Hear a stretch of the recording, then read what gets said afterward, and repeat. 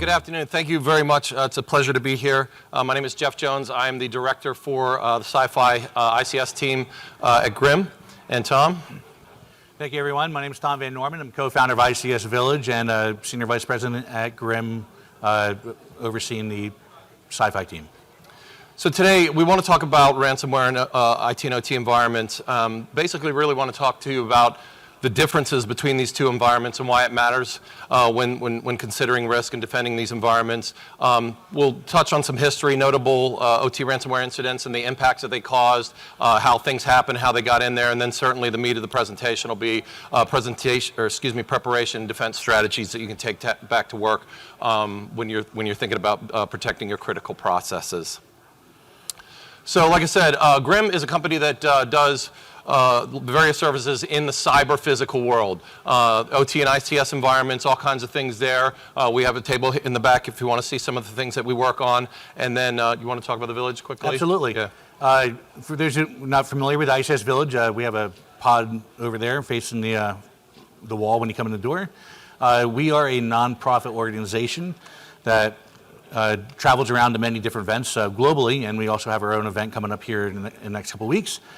We focus on education awareness for industrial control systems, the security of them, how they work, how to secure them, how to break them, and all the above.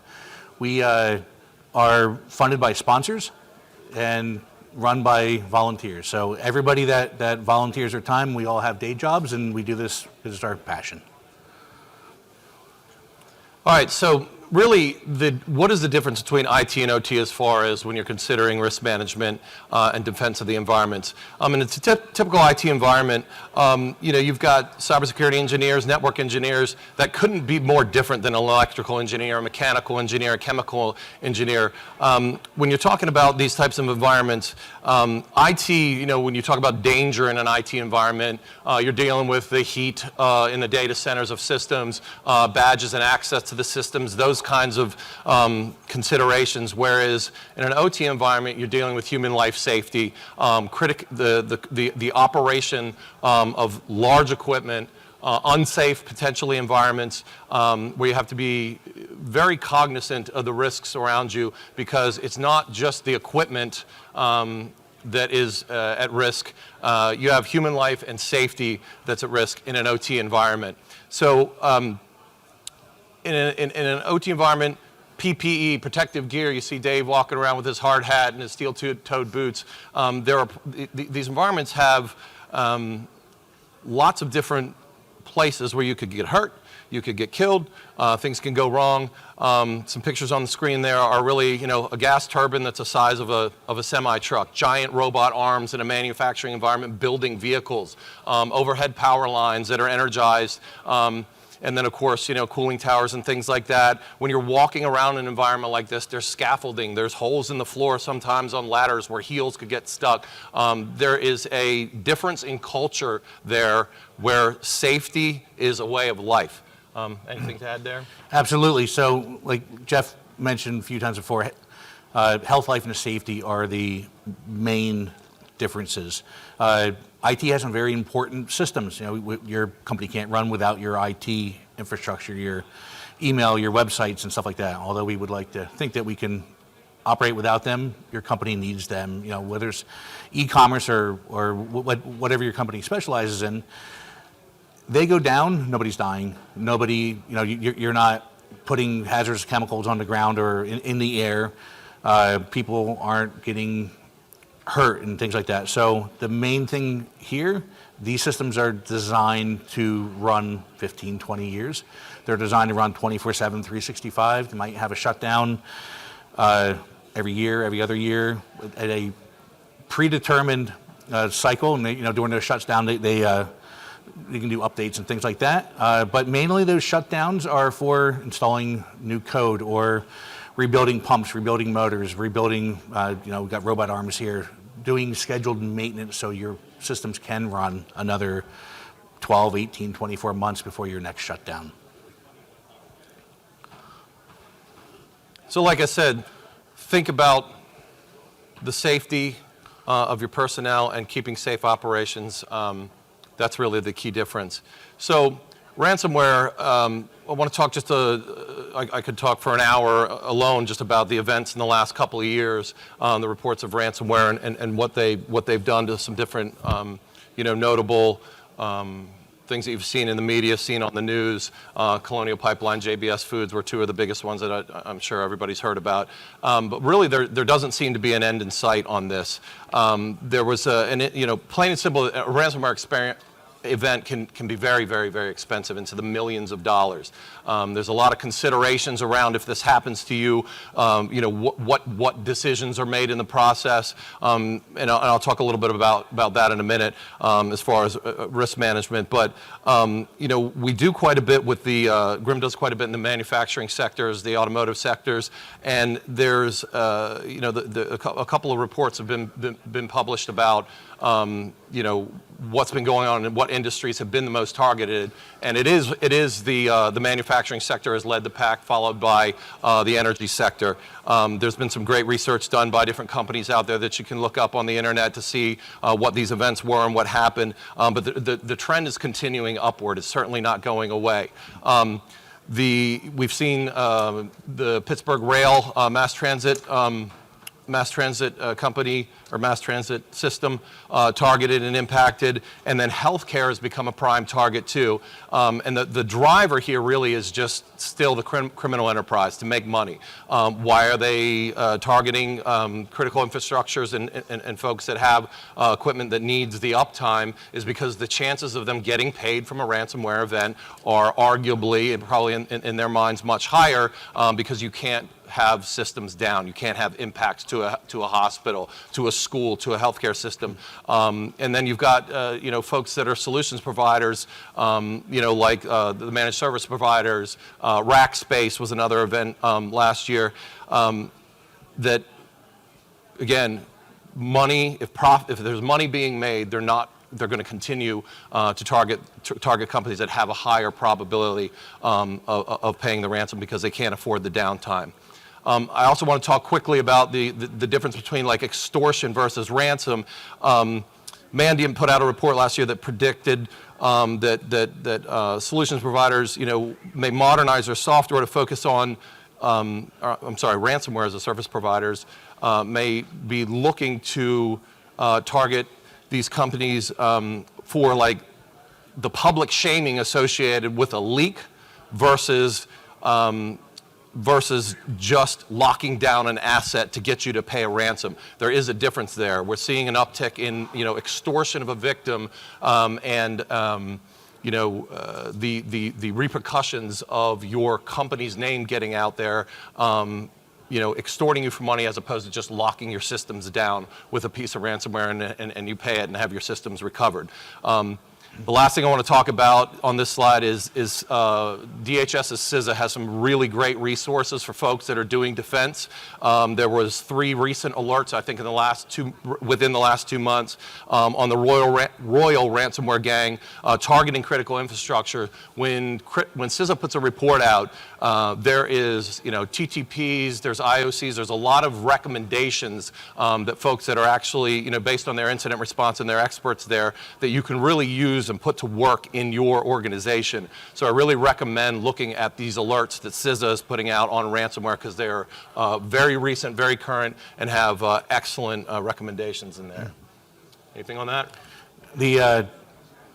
Jeff, I think you covered pretty much everything there, but your last bullet on the slide, if money's being made, they won't stop. Yep. That's a very important thing, and later on in the presentation here, we're going to show you how to lower your risk and what you can do to hopefully not get ransomware. So how are threat actors gaining access to these systems? Basically, default credentials is compromised, especially in the Internet of Things devices, industrial Internet of Things devices. The more things that you connect, the bigger your attack surface is. I'm not telling you anything that you don't know there. But what is kind of alarming is that default credentials are still one of the main vectors for threat actors gaining access to these IoT devices. And in these environments, like we said before, this equipment is not meant and wasn't originally meant to be networked and connected to the internet, and now that is changing very, very rapidly, we are still seeing in a lot of incident response reports and services engagements that default credentials, and I'm talking about admin as the username and admin as the password, root admin :password, admin123. These are still active incident response issues that we're seeing, and that probably is one of the main things that needs to still be paid attention to. When a threat actor can compromise your default accounts, or default user credentials, privilege escalation to get domain administration access, and they go from there. They're exploiting external remote services, your VPN concentrators, your remote access. If you have them in these environments, we are going to drill into that deeper in another slide as far as defense goes, but that really needs to be paid attention to. Your customer portals, your public-facing apps, that's one of the main areas of compromise. And then of course the good old phishing, right? Phishing still works. Even with the phishing simulators and training your folks on how to recognize phishing scams and things like that, it's still working like gangbusters. So an educated, aware staff, especially the engineering staff, because they're not necessarily communicating with IT, train them, teach them, work together so that they can recognize phishing tactics. And then you've got hybrid tactics where the content of a phish, the content of phishing, they may threaten, use the names of some of the big well-known threat actors, the APTs. They're claiming to be a bigger organization than they really are. They might, like I said, just be a cyber criminal, but they're claiming to be somebody acting on a nation state, and that might, make that threat a little bit more and compel folks to pay the ransom because they think they're maybe dealing with a more capable actor than they really are, which is just the run-of-the-mill cyber criminal. And then once they're into the systems, living off the land techniques, using things like PowerShell and the known tools that you use to admin your own systems, that's still what they're doing once they're inside the system. Jeff, back to the password, the credential compromise part that you mentioned. Great point about admin and those types of accounts, but also not changing the passwords for your devices from the factory, and then not changing the passwords on a frequent basis, and then using the same password across many devices. We're seeing that, and it's a real attack vector here in the networks, and then living off the land because you know the credentials because, well, you Googled the device, you pulled the manual down, and it's written right into the manual. Yep. So the top tech still being exploited by the top 5 ransomware groups. This is a very recent report from Trend Micro. It was within the last 2 months. It's still Microsoft. Microsoft is everywhere, and then you've got everything else there on the right. But the other 3 big ones really are Microsoft, VMware, Fortinet, and Adobe. That's what's out there in the environment, and that's what works. So. For these folks, it's where we're seeing the targeting. So if you have this gear, and most of us do, pay attention to that because this is very recent data that just came out within a couple of weeks ago. Gentleman over here in the demo area was just asking me, I hear it all the time, where do I start? What do I do? I've got a lot of stuff. I've got a million different devices. I just don't know where to start.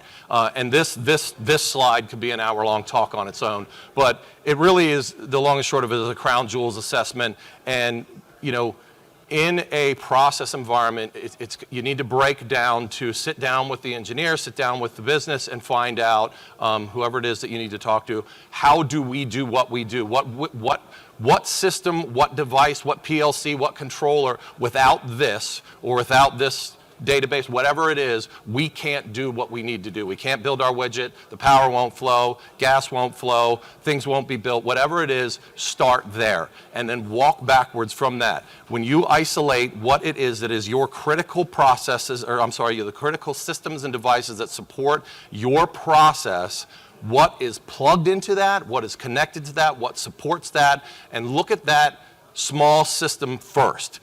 These types of assessments, when we do a crown jewels assessment, it ends up being a systems types of assessment, where you will find out through talking to the right people, and that person might need to pull in another person from this area, that area. You'll find the kind of web of things that support these critical devices that without them you can't function, and that is where you start looking at your network traffic and visibility there. We'll get into that in a minute, but that's really the starting point. It's not easy. It takes a lot of time. You need to have the right folks, but it's better than nothing at all, and it certainly is a starting point. What else on there? So Department of Energy has two programs out right now, CCE and CIE. I highly recommend just Google and bring them up and reading about it, and it covers, or does it cover, it's complementary to your crown jewel analysis and everything. Both excellent programs that are starting to get traction within the industry right now, but great resources. So what we really recommend is this wonderful resource from the SANS Institute. Mr. Tim Conway and Rob Lee, good friends of ours, have come up with the 5 critical controls for ICS cybersecurity.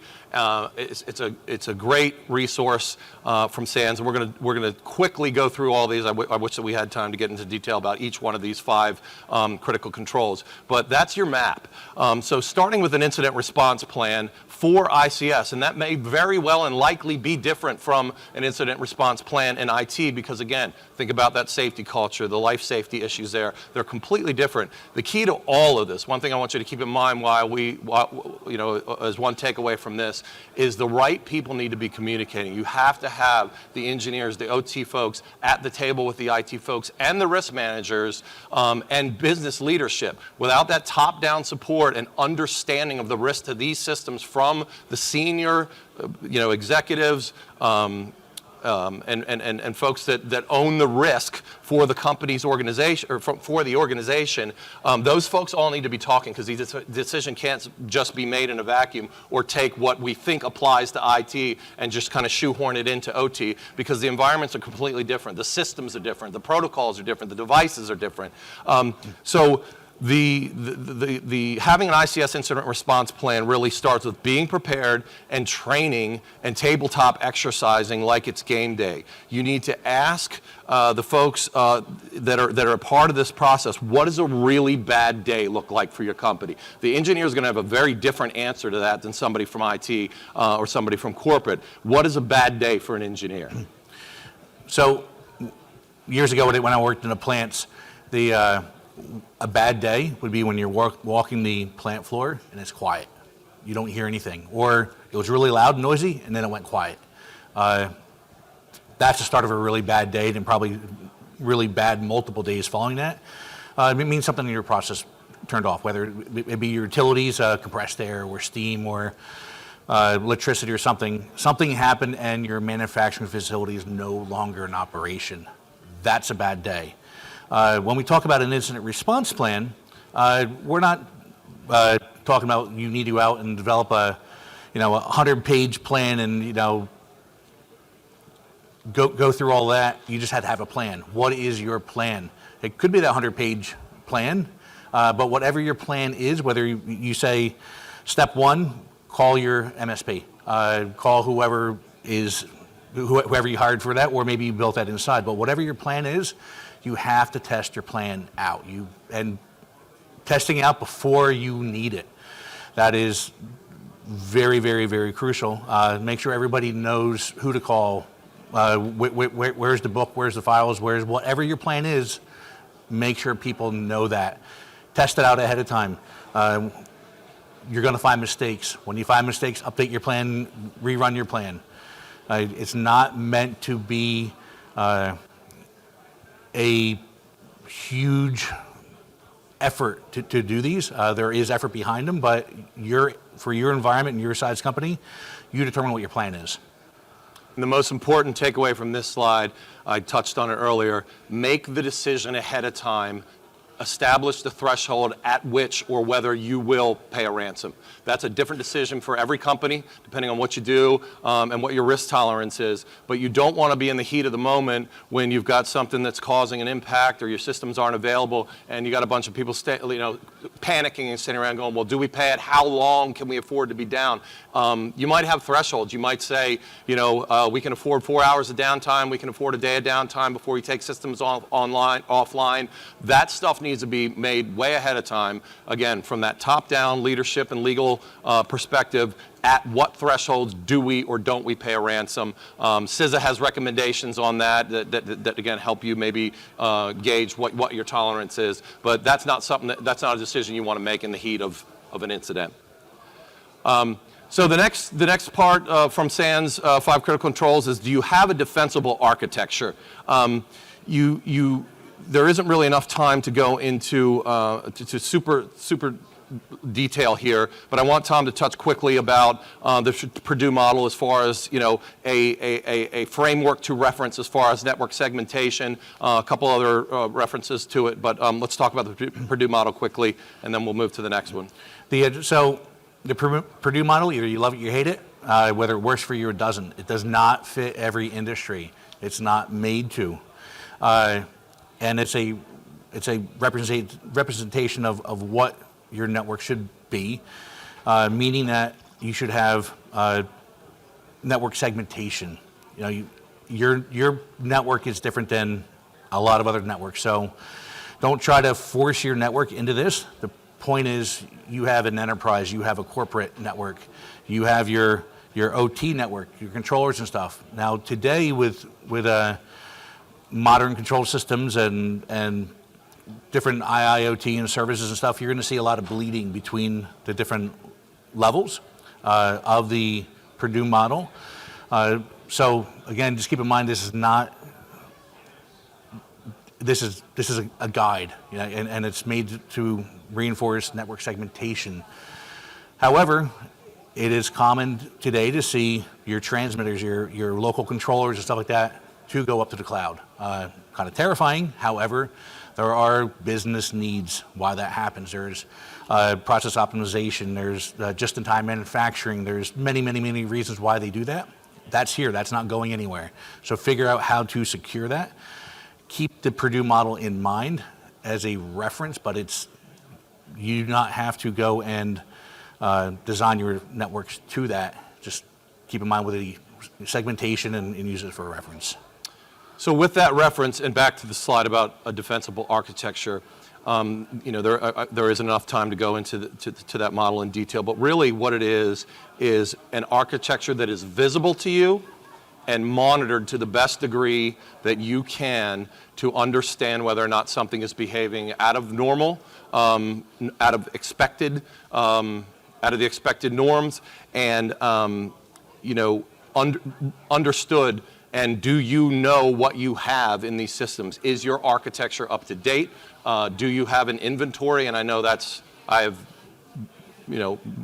personally felt the pain of trying to walk down and identify all these systems in a plant or a substation. And the person that was there when it was designed has long since retired. And there's some notebook somewhere that has this stuff. And it's very outdated. Okay, I know this is difficult, but you have to start somewhere. You can't defend what you don't know that you have. So at a minimum, back to the crown jewels assessment, knowing the systems that support the critical processes, and then, what can you monitor for any unexpected traffic, changes to the system, or abnormal, unfamiliar commands or behaviors or off-hour activity that is not what the system is designed to do. That's the defensible internal architecture, again, using a model or a framework like Purdue as a reference. And then certainly external connections, like Tom just said, with the industrial Internet of Things. Anything external, limit that to only what is necessary. And if you don't monitor anything else, monitor the external connections and remote access to it. You need to pay very, very close attention to this and really limiting the credentials that are used for remote access, knowing knowing when they're used and who they belong to, and alerting on anything that is out of the ordinary there. Log collection and monitoring of those logs is necessary to give you a real picture of what you have. Just collecting logs doesn't do anything if folks aren't looking at it and monitoring for anything that's out of the normal. And then the last thing really is do your own. If you know, not everybody has the budget to subscribe to a cyber threat intelligence type of either feed or publication or a professional services company that gives you cyber threat intelligence about your systems, but you can at minimum do it on your own. You can look and research, you know, what, especially like MITRE that was mentioned earlier when we were brought on stage. MITRE and Mandiant, companies like that publish research on advanced persistent threats. There's quite a bit about those, what industries they target and who's doing it. You can read enough about that to understand, you know, do I look and feel like somebody over here that's being targeted, and can I put that intelligence that is open source to work for my own organization? You know, at minimum, you should be doing that on your own. What else as far as defensible architecture? So over in our pod, over by the wall there, we have a couple different technologies running for network visibility, network, we at both active and passive monitoring, things like that. I would highly recommend it. After the talk, you come over and we'll gladly show you what we're talking about. We can run a demo, and you know, you can't defend what you don't know you have. So that visibility I mentioned a few times throughout this, you know, what capabilities do you have here? And most folks have very little. But at minimum, you know, what should you start with? Even with like basic alerting from an HMI or something like Security Onion, you don't need, you know, a six-figure commercial solution, although those are amazing and wonderful technologies. Not everybody has that kind of budget. What can you do within your means to get visibility on these systems that are the most important crown jewels to you? You can set up Security Onion. There's, you know, tons of information online about doing that on your own, and we can talk for hours on that. But that accurate inventory, that crown jewels analysis, can you do you have visibility to know if anything is operating out of the ordinary on something like that?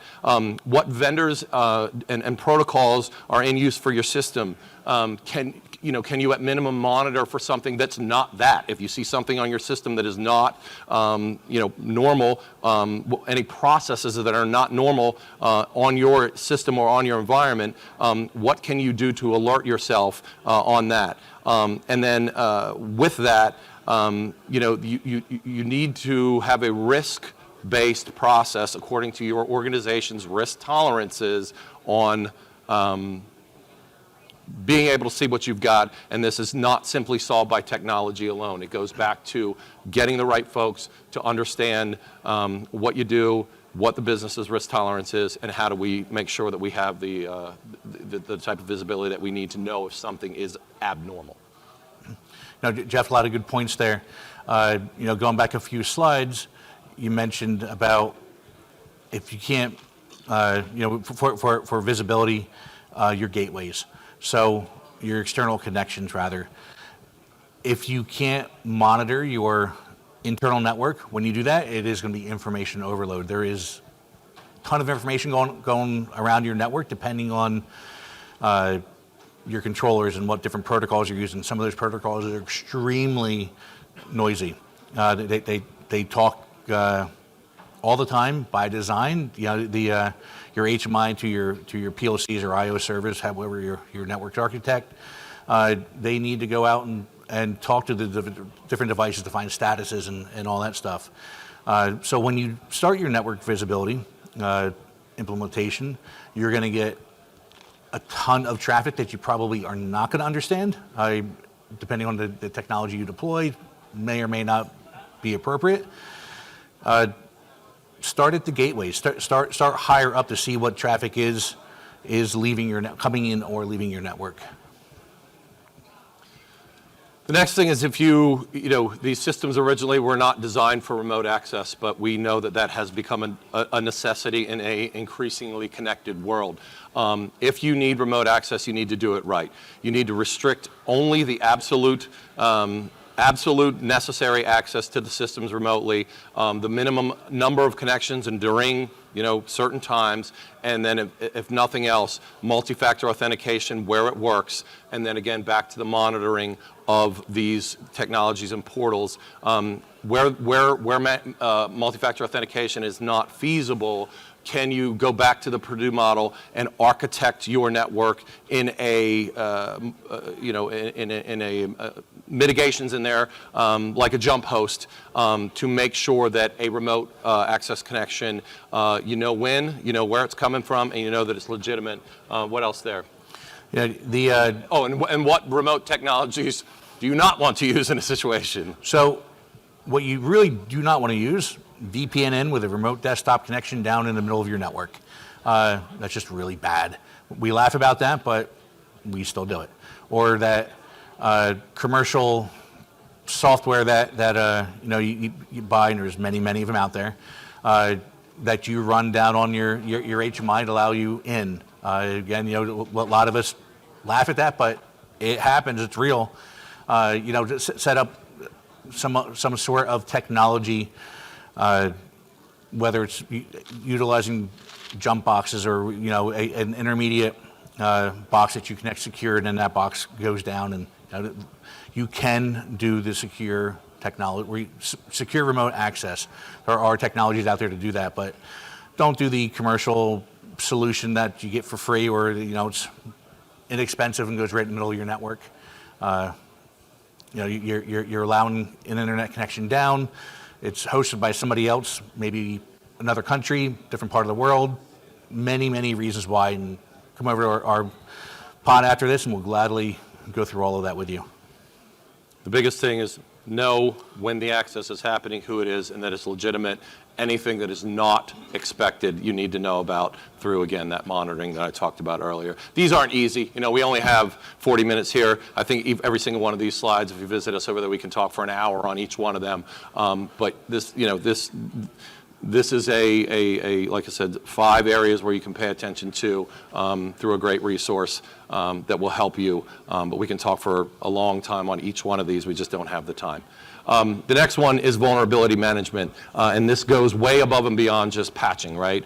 Because everybody knows that in an OT environment, when there's a vulnerability announced, you don't just go and patch it. Like Tom said earlier, there's scheduled downtime windows, patch management windows, and some things just shouldn't be patched at all. But a risk-based vulnerability management process is completely different than just patching vulnerabilities. When you're looking at this, you may be introducing additional risk to your systems through just patching because there was a vulnerability announced in the system. First off is do you even have equipment that has a vulnerability? If you could talk to a little bit about, just because something's announced, is your equipment truly vulnerable to a threat versus needs a patch to the hardware or software, software, firmware? Jeff, on the vulnerability management, not everything needs to be patched. You take your controllers and your transmitters and stuff down lower into your network. If your adversary's there, you get bigger problems. So following this chart down below helps tremendously on figuring out what needs to be patched. It can be years before you can patch that controller. Just because that controller has some sort of web server in there that has a vulnerability, okay, well, let's talk to Modbus. Why do I care? And if your adversary is that far into your network, like I said, you have other problems. However, your firewalls, routers, and everything on the out, absolutely patch them as soon as you can, because that is an avenue for an adversary to get in. So when you go through your network and your asset management and stuff like that, first you have to really figure out what assets you actually have. You're going to find Windows 7.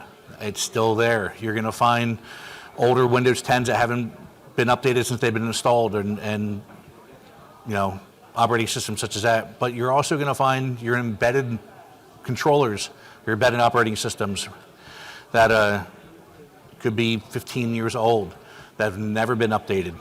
That's okay, because you're building a defensible architecture where your adversary shouldn't be able to get down that low.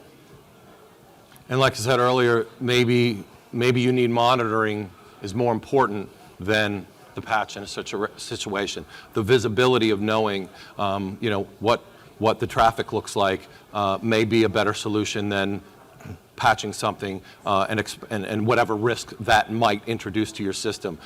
This slide is courtesy of DHS. There is, it's a process of analyzing the risk, prioritizing risk. Are there workarounds? Are there monitoring solutions? Are there non-technical solutions that may give a more robust defense? And that process to be repeated over and over as these things come out.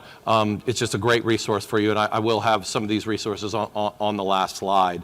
We're running out of time here. We want to have time for questions. So how do you apply what you learned today? And again, I know we had to go fast, but it's really the most important thing is it's essential for you to understand your physical process and then your systems around that support and enable that physical process. You can't defend what you don't know you have. These 5 critical controls for OT and ICS from SANS, you can go into each one of these. The paper is great. It goes into great detail describing, not just the basics, what we've kind of talked about today, but it's a really, really good reference for you. And then you've got things like the frameworks from NIST 882 that will, if you want 200 pages of different things that you can do and controls and recommendations for a robust defense. There's lots out there for you. Grimcyber.com is here for you. Like I said, the critical controls are on the slide there. You can just look at SANS White Paper's website. It's there for you.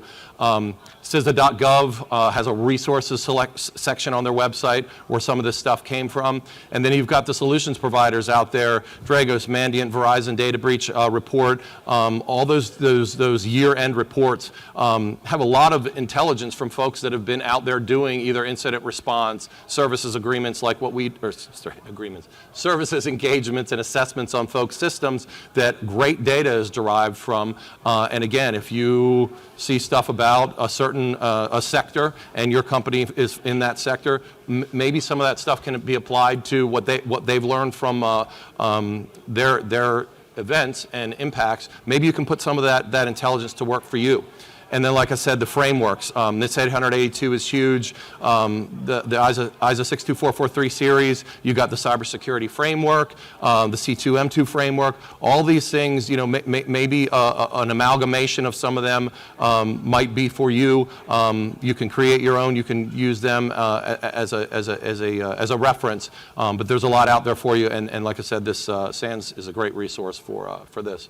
So what should we cover in closing here before we take questions? Well, we're running out of time, so let's just take some questions. Okay. I'll grab the mic for you.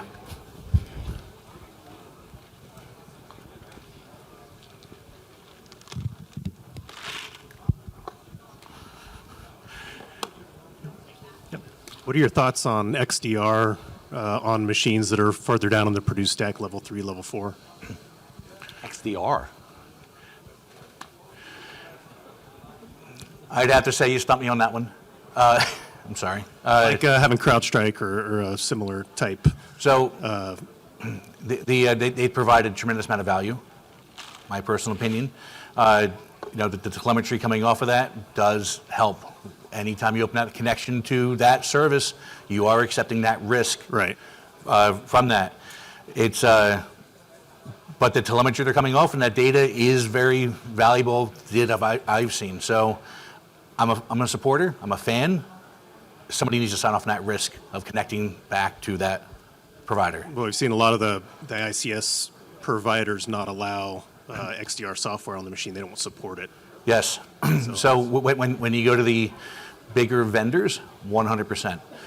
You go down to your smaller, and small doesn't need to be small.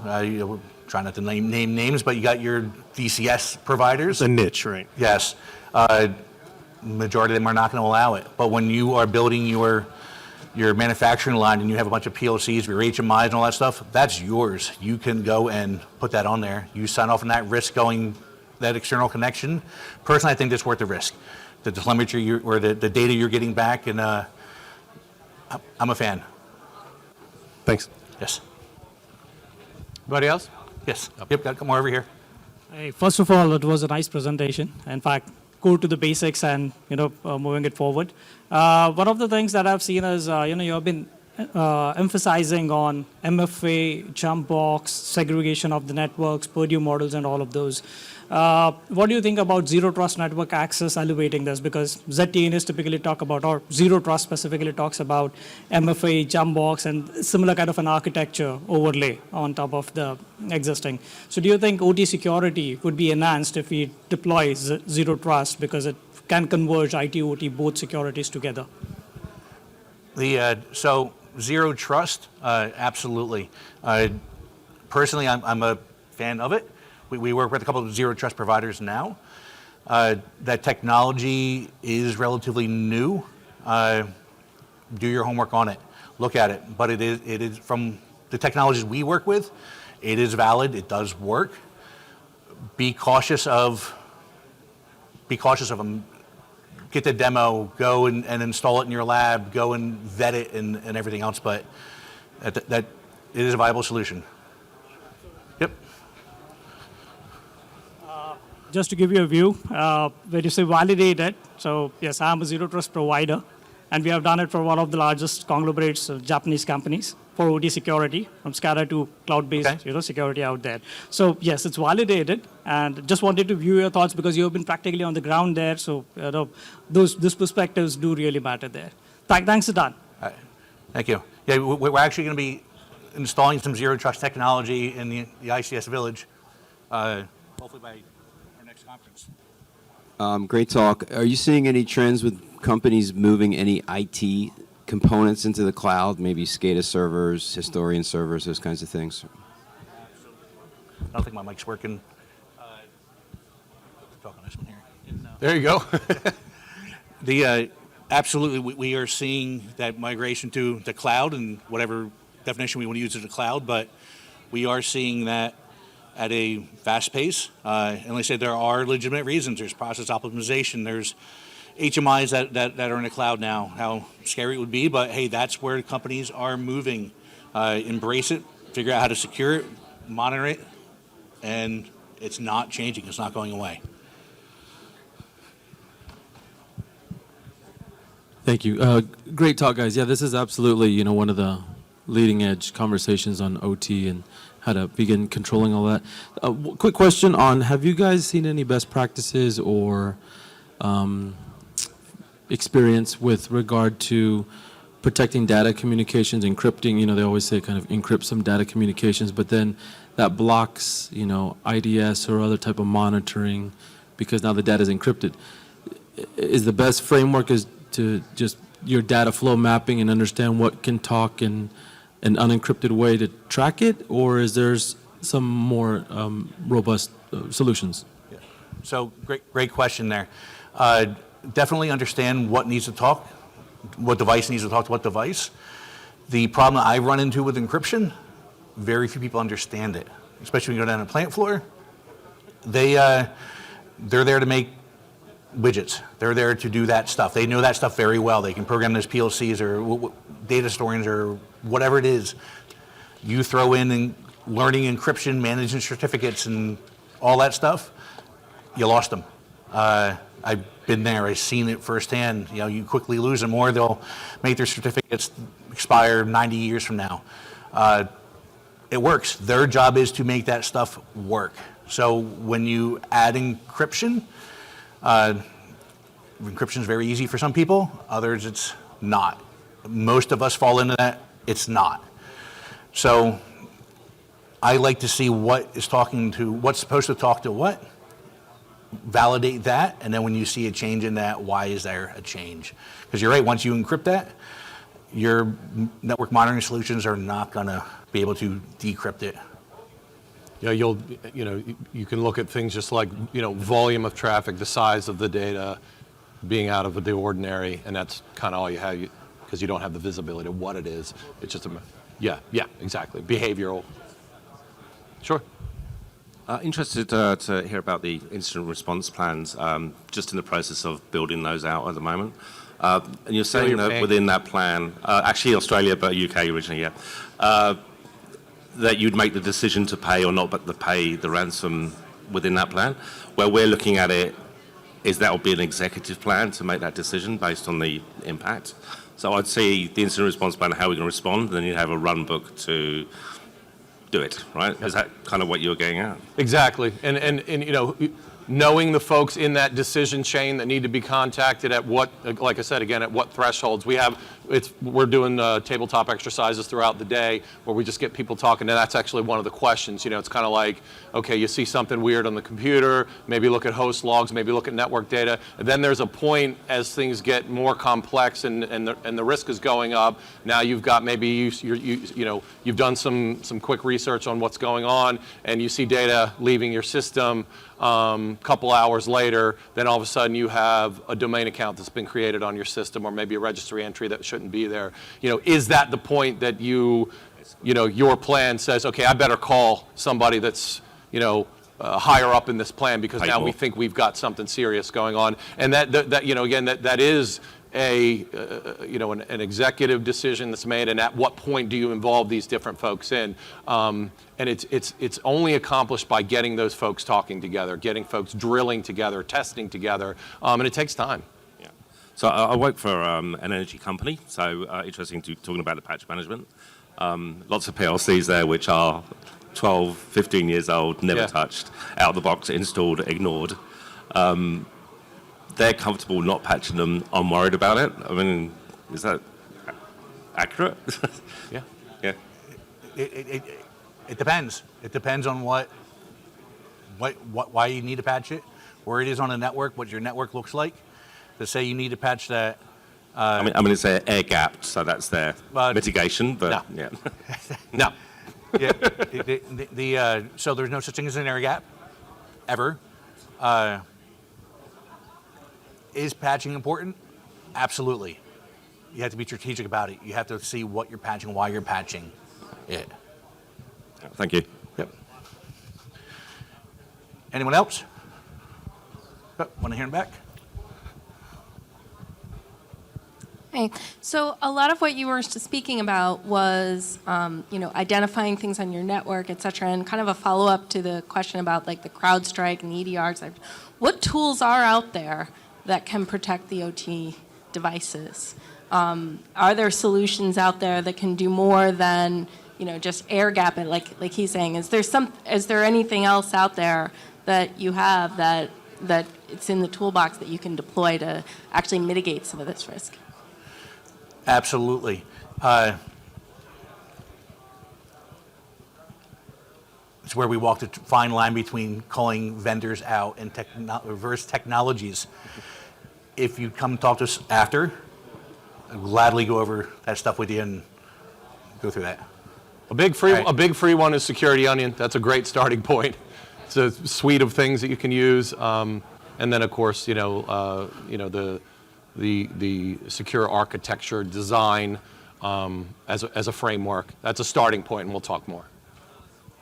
Thanks for the presentation. This is mainly focused towards operational companies. Do you have recommendations also for companies producing devices, manufacturing devices, operational instruments, how to basically in their design, in their current developments, they should include already these recommendations? So, my mic picks up. So you're talking about the manufacturer that makes those controllers or those widgets that are out there. 1 minute. Yeah, we go about 1 minute. So secure coding practices, doing a vulnerability assessment on your controller, making sure that your software bill of material and you know what's going in, and your third-party libraries and things like that are all up to date or secure. Once you deploy it, again, you have a vulnerability assessment on those widgets. But your manufacturing lines that make that stuff would all fall into this. But I believe your question is more on, I have my widget, how do I know my widget's secure, or how do I properly secure my widget in the manufacturing process?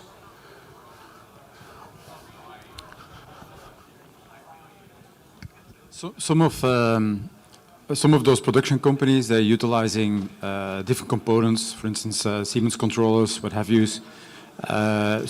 Basically, they're buying them from, but they're producing something new. They're producing a new industrial machine, which they're going to place at their customer's premise.